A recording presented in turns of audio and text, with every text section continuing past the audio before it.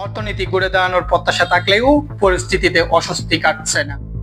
সিডিপির হিসাবে মাত্র ৮ মাসে ৯৫টি কারখানা বন্ধ হয়ে সরাসরি কর্মসংস্থান হারিয়েছেন প্রায় ৬২,০০০ মানুষ। তাহলে অর্থনীতির আসল চিত্র কি?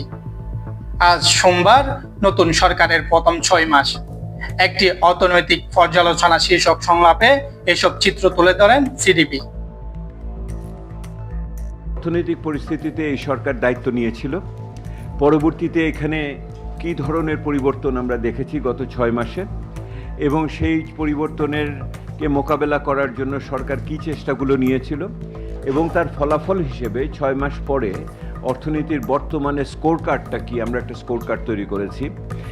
এবং এই পরিস্থিতি থেকে উত্তরণের জন্য, পরিস্থিতির অর্থনৈতিক পুনরুদ্ধারের জন্য এই মুহূর্তে কি করণীয়, এবং সেখানে সরকারের বর্তমান যে পদক্ষেপগুলোর থেকে আমাদের মতামতগুলো কি পার্থক্য আছে সেগুলো। প্রতিষ্ঠানটি বলছে, জানুয়ারি থেকে আগস্ট পর্যন্ত গাজীপুর, সাভার, আশুলিয়া এবং নারায়ণগঞ্জ নরসিংদীর শিল্পাঞ্চলে ৯৫টি কারখানা স্থায়ীভাবে বন্ধ হয়েছে।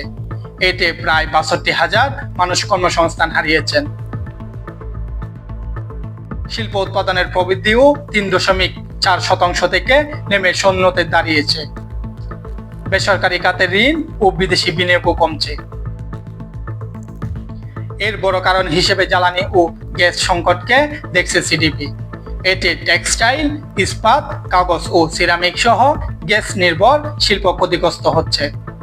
তবে সব সূচক খারাপ নয়।